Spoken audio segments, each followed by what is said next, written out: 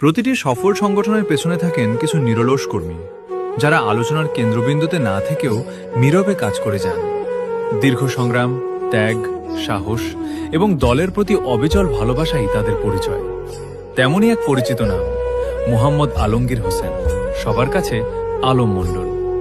তিনি 10 নম্বর হরিশঙ্করপুর ইউনিয়ন বিএনপির সাধারণ সম্পাদক হিসেবে দীর্ঘ সময় ধরে সাংগঠনিক দায়িত্ব পালন করে আসছেন।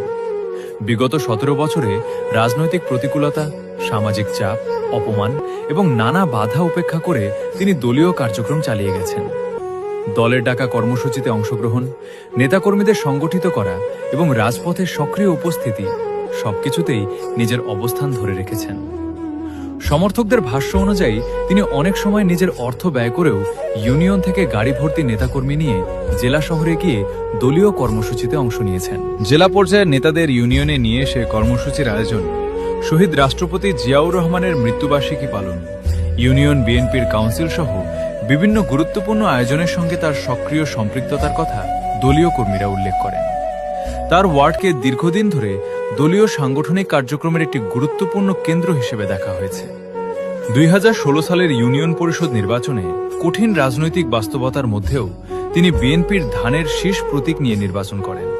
তার সমর্থকদের মতে সেই নির্বাচনের মাধ্যমে ইউনিয়নের প্রতিটি গ্রাম, প্রতিটি পাড়া এবং প্রতিটি ঘরে ঘরে দলের প্রতীক ও আদর্শ পৌঁছে দেওয়ার চেষ্টা করা হয়। তার বক্তব্য অনুযায়ী নির্বাচনী প্রচারণার সময় একাধিক বাধার সম্মুখীন হতে হয়েছে।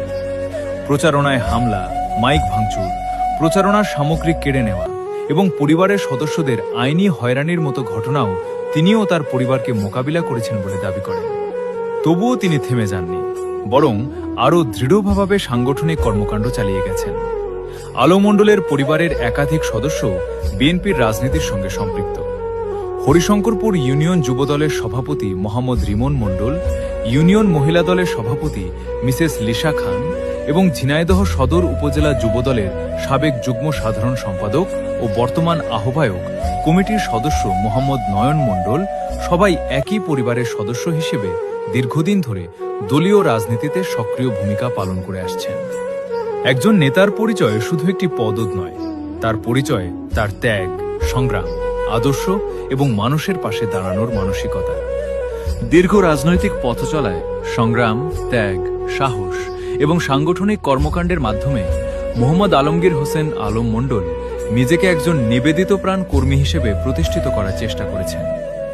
হরিশঙ্করপুর ইউনিয়নের অসংখ্য নেতাকর্মী ও সমর্থকের বিশ্বাস, আগামী দিনের নেতৃত্বে চেয়ারম্যান হিসেবে আলম মণ্ডলই হতে পারেন সবচেয়ে যোগ্য ও গ্রহণযোগ্য মুখ। তাদের প্রত্যাশা, তার দীর্ঘদিনের ত্যাগ, নিষ্ঠা ও সাংগঠনিক অবদানের যথাযথ মূল্যায়ন করবে দল।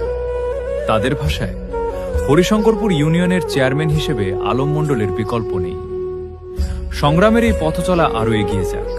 মানুষের সেবা, ইউনিয়নের উন্নয়ন এবং দলের আদর্শ বাস্তবায়নের লক্ষ্যে তিনি সফল হন, এই প্রত্যাশায় শেষ করছি আজকের গল্প। ইনশাআল্লাহ। ধন্যবাদ।